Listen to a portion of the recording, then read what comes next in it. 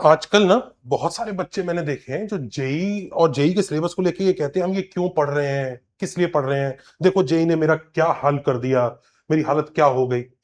और कहीं ना कहीं मुझे ऐसा लगता है कि उनकी बात में इस चीज का रोष है कि शायद रियल वर्ल्ड में बहुत सारी चीजें वो कर सकते थे। हम फालतू में ये मैथ्स पढ़ रहे हैं, फिजिक्स पढ़ रहे हैं।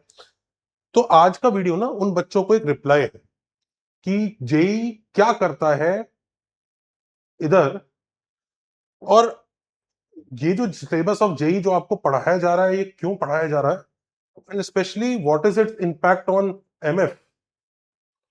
और एमएफ यहाँ पे हम म्यूचुअल फंड्स की बात कर रहे हैं कि जेई मैथ्स एक्चुअली इन पे क्या वर्क करता है। और जो दूसरे बच्चे हैं ना जो सोच रहे हैं कि अरे हमें जेई बुरा लग रहा है, ऐसा है, उनके लिए वीडियो बहुत जरूरी है। क्योंकि आप ये देखिए ना, उनमें से कई सारे बच्चे ऐसे हैं ना कि उनको शेयर मार्केट में इंटरेस्ट होगा, दूसरी चीजों में इंटरेस्ट होगा, पर उसके लिए जो बेसिस है उसको नहीं समझना चाहेंगे। आज की वीडियो में मैं दिखाऊंगा किस तरह से जेई के सिलेबस के कितने सारे टॉपिक सीधा सीधा उसको लीड करते हैं जो आपकी मार्केट की समझ है। अब आइए देखिए जरा।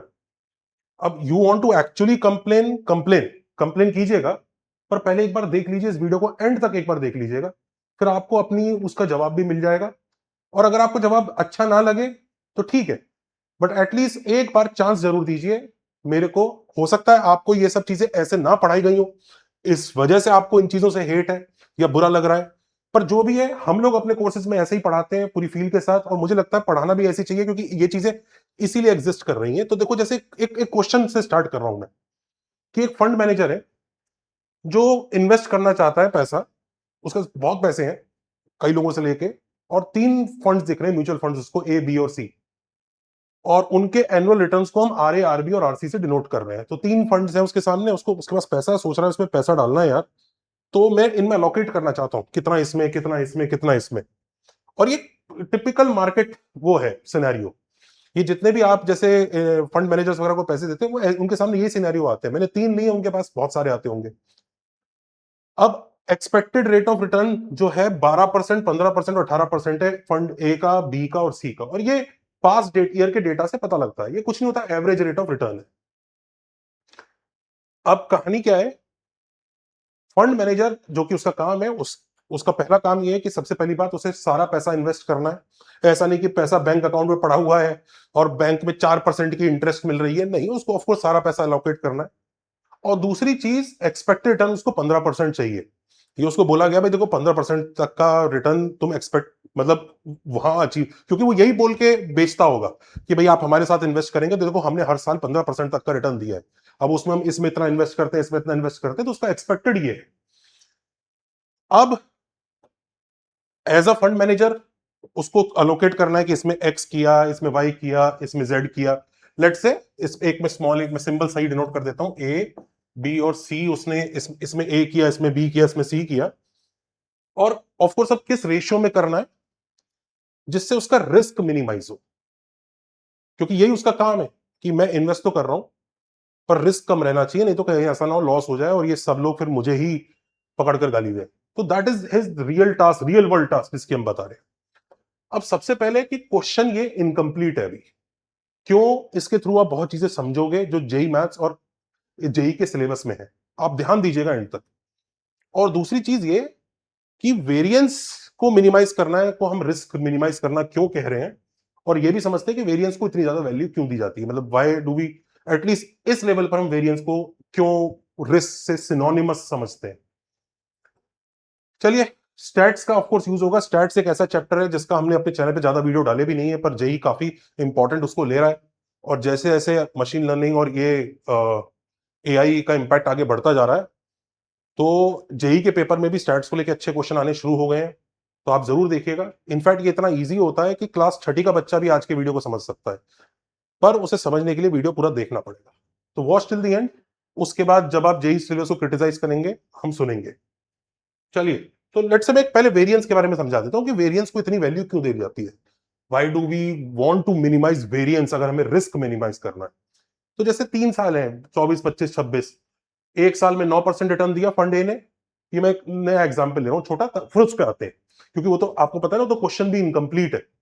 तो जैसे एक ईयर 2024 में फंड ए जो है 9% रिटर्न दे रहा है, ये 10% दे रहा है, ये 11% दे रहा है। तो एक्सपेक्टेड रेट ऑफ रिटर्न इन तीनों का एवरेज होता है। एक्सपेक्टेड वैल्यू वैसे भी एवरेज ही निकाली जाती है, तो this plus this plus this upon 3 करके एवरेज लेके 10% आ जाता है। और ऐसी एक फंड बी है, उसका 2024 में -30% है, मतलब 30% घाटा हो गया। 2025 में 70% मुनाफा हो गया, और 2026 में वापस 10% घाटा हो गया। इसका भी एक्सपेक्टेड रेट ऑफ रिटर्न 10% ही होगा जब आप इसका एवरेज निकालेंगे। दोनों का एक्सपेक्टेड, अब मार्केट में आपके पास दोनों ही फंड प्रपोजल आएंगे, एज अ फंड मैनेजर आप उनको देखेंगे, यार इसका भी एक्सपेक्टेड रेट ऑफ रिटर्न 10% है, इसका भी 10% है, पर क्या आपकी नजर में दोनों सेम? आप एक बार देखिए तो सही। वो हर साल 9-10%, 10-11% सीधा सीधा दे रहा है। अगर आपको 10% का रिटर्न चाहिए, तो ऑफकोर्स यहां पे हुआ तो ऐसा भी हो सकता है कि मतलब छप्पर फाड़ के पूरा ही सब कुछ हो गया, क्योंकि कभी कभी 70% भी मचा रखा है इसने। पर ऐसा भी हो रखा है कि आपको नौकरी से निकाल दिया जाए, कुछ भी हो सकता है। तो ये दोनों एस्पेक्ट है। So moral of the story है कि क्या दोनों का रिस्क फैक्टर सेम है? बिल्कुल नहीं। रिस्की, एक ज्यादा रिस्की लग रहा है, कम रिस्की लग रहा है। तो रिस्क को कैसे मेजर करें, जबकि एवरेज लेने के बाद तो दोनों का आंसर सेम आता है। तो यहीं पर जो बात की जाती है ना, वेरिएंस की बात की जाती है कि एक्सपेक्टेड रिटर्न जरूर सेम है, वो तो एवरेज होता है। आपने सारी वैल्यूज को ऐड करके अपॉन नंबर ऑफ वो कर दिया, वो तो एवरेज है। अब बात हमें ये भी देखना है ना, एवरेज से कौन सी वैल्यू कितनी दूर है। मतलब आप एक्सपेक्ट तो कर रहे हो 10% एवरेज आएगा, पर एक ऐसा है कि एक इतनी बड़ी वैल्यू है, एक इतनी छोटी वैल्यू है, मिलकर एवरेज अच्छा दे रहे हैं, तो रिस्क तो बहुत हाई है। तो एवरेज के आसपास ज्यादा है चीजें, उसके ऑब्जर्वेशंस जो वैल्यू आती है, तो रिस्क कम है। तो हम एवरेज से ही उस चीज का डिस्टेंस देखना चाहते हैं, और उसी चीज को वेरिएंस बहुत अच्छे से मेजर करता है। जैसे आपने देखा कि एक्सपेक्टेड वैल्यू पहले और दूसरे का, दोनों का 10-10 आ गया, कोई दिक्कत नहीं है। पर वहीं पे वेरिएंस क्या करता है, हर एक ऑब्जर्वेशन को एक्सपेक्टेड वैल्यू एक्स बार से सब्ट्रैक्ट करेगा और उसका स्क्वायर करेगा, ताकि वो पॉजिटिव हो जाए। मतलब उसको देखना है कि इस एक्सपेक्टेड वैल्यू से कितनी दूर है वो। ऐसा नहीं चाहता वो कि सिर्फ डिफरेंस को ही ऐड करे, क्योंकि ऐसा हो सकता है कि एक नेगेटिव में बहुत ज्यादा डिफरेंस आया और पॉजिटिव में बहुत ज्यादा डिफरेंस आया, एवरेज लेके आपका मतलब आपने ऐड किया तो जीरो आ गया। उनके स्क्वायर से ऐड करता है। और ऑफकोर्स जब इसकी जो यूनिट होगी वो यूनिट हमारे एक्चुअल डेटा की यूनिट का स्क्वायर होती है, तो उसको स्क्वायर रूट लेते हैं तो स्टैंडर्ड डेविएशन आ जाता है, तो उसको लोग यूनिट मैच कराने के लिए उसको यूज करते हैं। बट वेरिएंस की मैं बात कर रहा हूं, तो वेरिएंस में क्या होता है कि वो इसका सब्ट्रैक्शन करके स्क्वायर करता है, कि जितना वो दूर है ना उसका स्क्वायर कर दो। तो अगर कोई चीज एवरेज से ज्यादा ज्यादा इधर उधर है ना, तो ये आपस में कैंसिल आउट नहीं होंगे, स्क्वायर करके और बल्कि एडअप होंगे, और फिर उसका एवरेज लो। तो हर एक वैल्यू के लिए, जैसे फॉर एग्जाम्पल मैं पहले वाले का वेरिएंस निकालूंगा, तो ये 9 - 10 का स्क्वायर प्लस 10 - 10 का स्क्वायर प्लस 11 - 10 का स्क्वायर, तो आई थिंक शायद ये 2/3 आता है। बहुत ही छोटा सा वेरिएंस है इसका। और स्टैंडर्ड डेविएशन निकालेंगे तो उसका भी स्क्वायर रूट आएगा। वहीं पे दूसरे वाले का निकालोगे ना, यही X I minus X, average value subtract करके, तो -30 - 10 -40 का स्क्वायर 1600, 70 - 10 का स्क्वायर 3600, -10 का स्क्वायर 400, इनको ऐड करके अपॉन 3 को 5600/3। तो दोनों का रिस्क फैक्टर ही कंपेयर कर लीजिए, कितना भयंकर चेंज है। ये बहुत ही हाई रिस्क की चीज है। अब कोई ऐसा है कि नहीं हम तो खतरों के खिलाड़ी हैं, जो भी है वो कर भी सकता है, बट एटलीस्ट ये एस्टिमेशन ऑफ रिस्क देता है आपको कि हाँ ये कम रिस्की लग रहा है, ये ज्यादा रिस्की लग रहा है मामला। अब सवाल ये आता है कि वेरिएंस तो चलो रिस्क की बात कर रहा है कि रिस्क कितना है, there is something called covariance. ये कहां से आ गया? कई लोग नोट्स वगैरह पढ़ते हैं, उन फॉर्मूले याद करने की कोशिश करते हैं, बड़ा अजीब लगने लगता है स्टैटिस्टिक्स। ये कोवेरिएंस क्या है? रिस्क, वेरिएंस तो चलो रिस्क मेजर कर रहा है कि किसी भी फंड के अंदर यार मैं पैसा डाल रहा हूं, तो वो तो बोल के गया था जी हर साल 10% का रिटर्न आएगा, पर रिस्की बहुत है मामला, उसका वेरिएंस बाप रे इतना हाई है। ये सब जो पढ़ेंगे ना उसके डॉक्यूमेंट, उन्हें पता लगता है, वो फंड मैनेजर पढ़ता है, आप लोग नहीं पढ़ते हो। आप तो उसकी बात पे विश्वास कर लेते हो। इसलिए आईआईटी में सब कंपनीज आती है जो हायर करती हैं आईआईटीएंस को, क्यों हायर कर रही होती हैं? तुम्हें लगता होगा यार गया तो इंजीनियर बनने था, फाइनेंस की दुनिया में क्यों चला गया? उन्हें पता होता है इन बच्चों को बचपन से ही मैथमेटिक्स की ऐसी ट्रेनिंग दी गई है, ये चीज समझ पाते हैं। तो अब मैं बताता हूं आपको कोवेरिएंस क्या है, ये आया कहां से और ये जरूरत क्यों है। ये कोई नई चीज नहीं है, look at this very carefully, इतनी आराम से आप समझ जाएंगे क्या होता है। अगर आपको कहीं भी कोवेरिएंस नाम की वस्तु से डर लग रहा है, तो अभी समझ लीजिए। देखिए जरा, रियल वर्ल्ड में एक ही फंड नहीं होता, उसके पास बहुत सारे फंड होते हैं, उनमें से उसको चूज करना होता है। जैसे मैं एक एग्जांपल देता हूं कि मान लो उसके सामने दो फंड है, ए और बी। ए में वो 2 करोड़ डालता है, बी में 3 करोड़ डालता है, टोटल 5 करोड़ थे उसके पास, उसने इसमें दो उसमें तीन, तो 2/5 एक में डाला फ्रैक्शन और 3/5 दूसरे में डाला। तो उसका जो आईएथ ईयर में जो उसका रिटर्न होगा, एक्स आई, वो क्या होगा? 2 2/5 XAI इंटू 3/5 XBI, मतलब उस साल, अब ये XAI और XBI क्या है, ये परसेंटेज रिटर्न है कि मतलब उस साल उस फंड ने कितना परसेंटेज रिटर्न दिया, बी ने कितना परसेंटेज रिटर्न दिया, और ये भी परसेंटेज रिटर्न नहीं आएगा, क्यों आएगा, देखो 2 करोड़ इंटू पहले वाले का परसेंटेज, मतलब वो मान लीजिए 5% दे रहा है तो 2 इंटू 5%, 5/100, बी जो है मान लो 10% दे रहा है तो 3 इंटू 10/100, तो ये तो उसका जो प्रॉफिट हुआ, प्रॉफिट अपॉन टोटल इन्वेस्टमेंट, ये नीचे आया। ये करने के बाद जो आएगा आपको ये XI which is the percentage return जो उस साल में हुआ, उसका ith ईयर में, उस साल, ये रिटर्न है उस साल का। वहीं पर एक्सपेक्टेड रिटर्न क्या होगा, वो तो वो डॉक्यूमेंट्स में मिलेगा उसको कि भाई ये फंड अगर आप तो ए ऐसा देता है, बी ऐसा देता है, तो एक्सपेक्टेड रिटर्न क्या कैलकुलेट करेगा अगर उसने ऐसे 2 और 3 में इन्वेस्ट किया।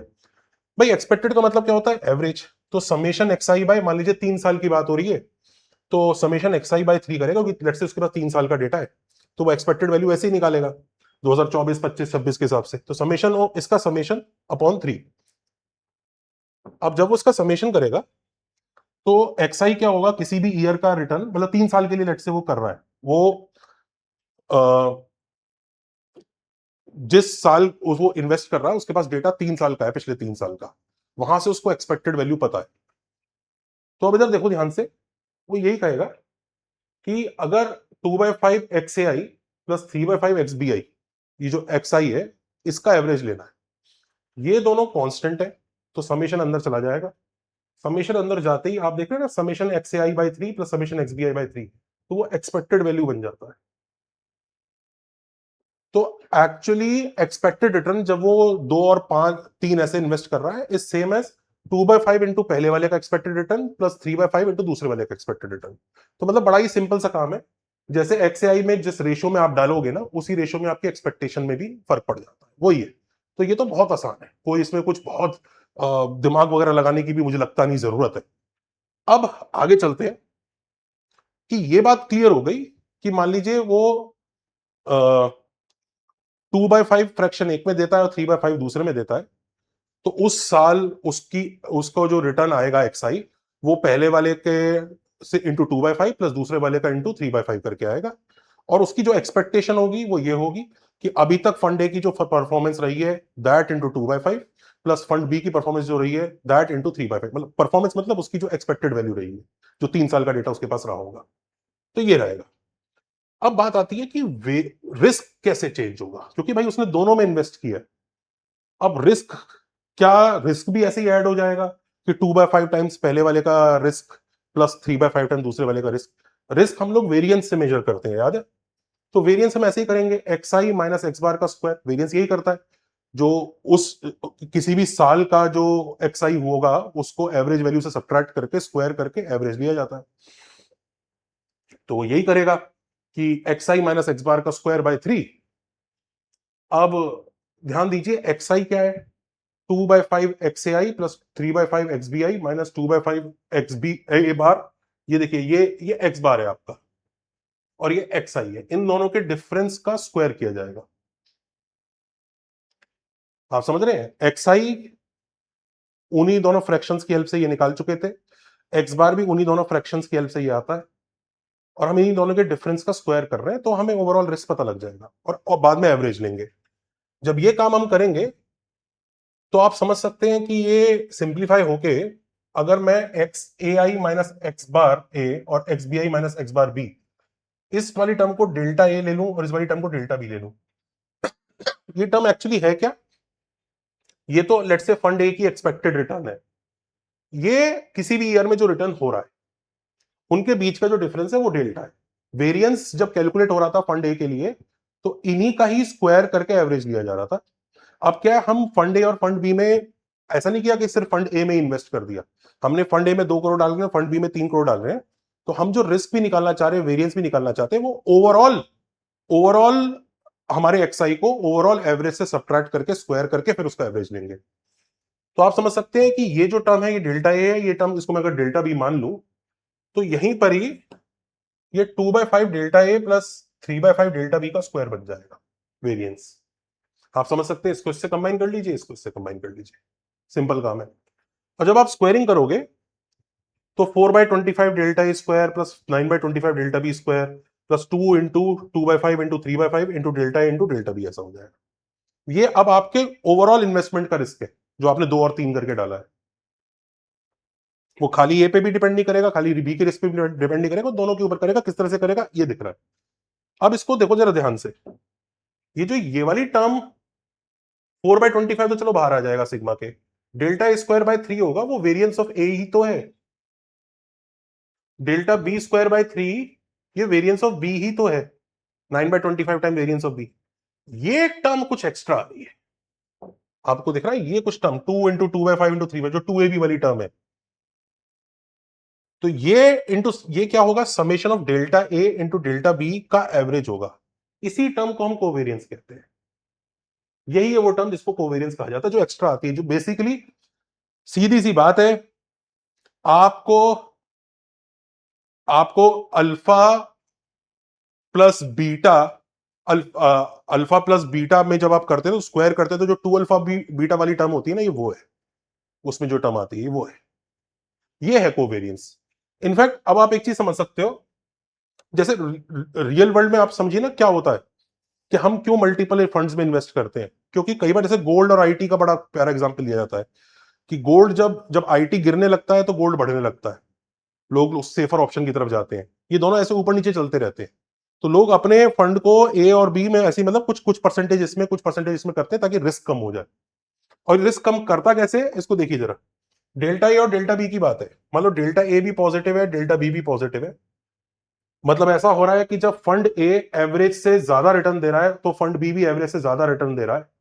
उस केस में दोनों का कोवेरियंस मल्टीप्लीकेशन वाली जो टर्म होगी, थर्ड टर्म होगी, वो पॉजिटिव आएगी। मतलब दोनों फंड साथ साथ ही चलते हैं। ये अच्छी बात है कि अगर आप ग्रो एक कर रहा है तो दूसरा भी ग्रो कर रहा है, तो आपको उस वक्त अच्छा लग रहा है। पर ध्यान दीजिए रिस्क इंक्रीज कर रहा है क्योंकि दोनों साथ ही चल रहे हैं। वहीं पे देखो दोनों जब नेगेटिव होंगे ना, कि जो वो आ रहा है आपका रिटर्न, वो एवरेज से कम आ रहा है, इधर भी एवरेज से कम आ रहा है। तो जब ये भी गिर रहा है और ये भी गिर रहा है तो भी देखो मल्टीप्लाई करके वो जो टर्म पॉजिटिव होगा, ये भी देखो ये इधर भी रिस्क बढ़ा रहा है। ये वाला टर्म अगर एक पॉजिटिव होगा एक नेगेटिव होगा तो मल्टीप्लाई करके नेगेटिव होगा, वो रिस्क को कम करेगा। आप समझ सकते हो कि जैसे इस पूरे एक्सप्रेशन में ये वाला टर्म अगर पॉजिटिव होगा तो रिस्क बढ़ेगा, ये वाला टर्म अगर नेगेटिव होगा तो रिस्क कम होगा। और इसको आप विजुअलाइज भी कर सकते हैं। आप एक बार सोचिए, यू कैन विजुअलाइज ऑल्सो कि ये रिस्क को इंक्रीज कर रहा है, ये भी रिस्क को इंक्रीज कर रहा है। ये अच्छा जरूर लग रहा है आपको कि हाँ हाँ बढ़िया है ना, दोनों ही मेरे फंड्स ग्रो कर रहे हैं तो मजा ही आ रहा है। पर इसका मतलब दोनों जब गिरेंगे तो गिरेंगे भी।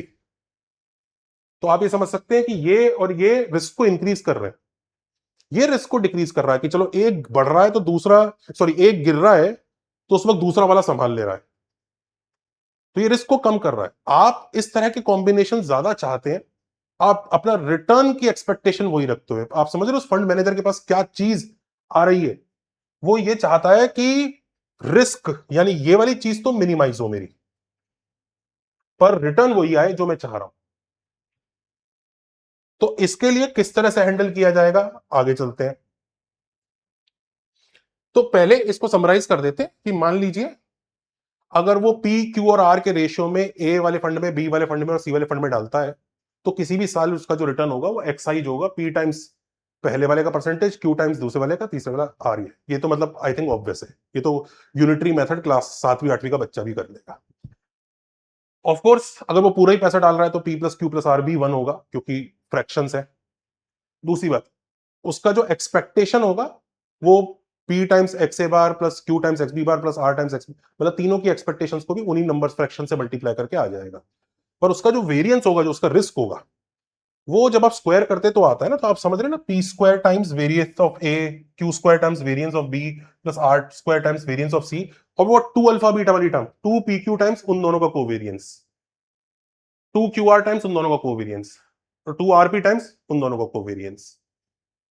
तो अगर ये चीज हम समझ चुके हैं, और ध्यान रखिए कोवेरियंस कुछ नहीं है, आप covariance of A comma B का मतलब कुछ नहीं है।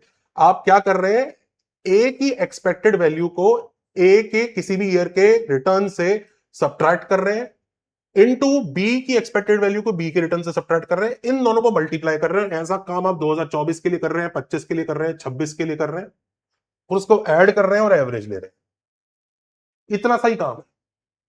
अगर ये पॉजिटिव है और ये, अगर ये नेगेटिव है और ये भी नेगेटिव है, इसका मतलब रिस्क में इंक्रीज किया जा रहा है।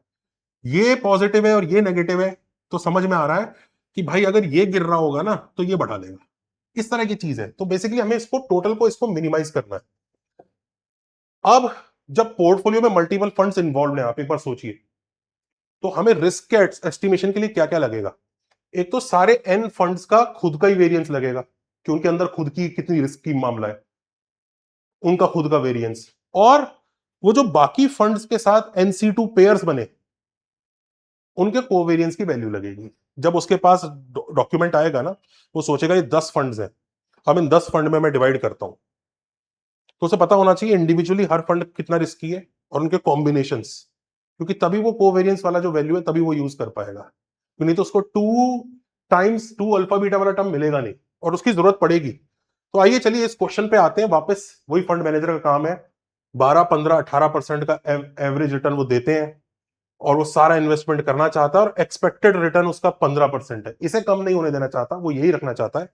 पर वो इसके साथ अपना वो वेरिएंस को मिनिमाइज करना चाहता है, वो अपने वेरिएंस को मिनिमाइज करना चाहता है। तो सबसे पहली चीज, variance is synonymous with risk, आप समझ गए।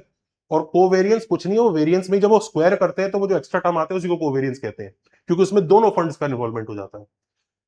ऑल्सो क्वेश्चन इनकम्प्लीट क्यों है? क्वेश्चन इनकम्प्लीट इसमें है क्योंकि अभी तक हमने वेरिएंस का डेटा दिया ही नहीं है, और वेरिएंस का डेटा भी देना पड़ेगा ए का, बी का और सी का, और कोवेरियंस का भी देना पड़ेगा ए बी का, बी सी का और सी ए का। तो जब आप ये डेटा दोगे, वेरिएंस ए बी सी का और covariance A B B C और सी ए का, तो आपको एक मैट्रिक्स देना पड़ेगा, सारे कॉम्बिनेशन देने ना आपको। अब ये मैट्रिक्स प्रोवाइड करते हैं, इसको कोवेरियंस मैट्रिक्स बोलते हैं। इसमें ए का वेरिएंस ये है, बी का वेरिएंस ये है, सी का ये है। ए बी का चाहिए तो ए और बी के साथ ये ए बी का हो गया 3 है, ए सी का 0 है। कोवेरियंस 0 आ सकता है, क्योंकि आप समझ रहे हो ना, डेल्टा और दोनों डेल्टास को मल्टीप्लाई कर रहे हो, उनका मॉड नहीं मल्टीप्लाई कर रहे हो। वो नेगेटिव आ सकता है, एक पॉजिटिव एक नेगेटिव टर्म आपस में कैंसिल होकर वो 0 भी दे सकता है। तो अगर आपको वेरिएंस ऑफ ए चाहिए 9 है, कोवेरियंस ऑफ ए सी चाहिए ए सी वो 0 है, कोवेरियंस ऑफ बी सी चाहिए बी सी ये ना 2। और आप समझ सकते हैं covariance of B C is same as covariance of C B, एक ही बात होगी। क्यों? क्योंकि 2 alpha beta is same as 2 beta alpha. तो ये हमेशा आपको सिमेट्रिक मैट्रिक्स बनेगा, और इसलिए आपको सिमेट्रिक मैट्रिसेस पढ़ाए जाते हैं बहुत ज्यादा।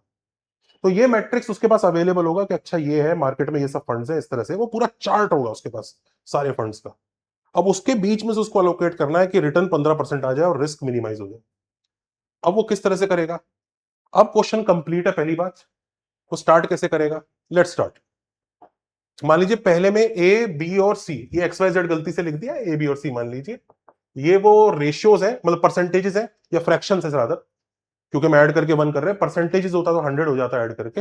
ये वो है फ्रैक्शन जिसमें हम इन्वेस्ट कर रहे हैं।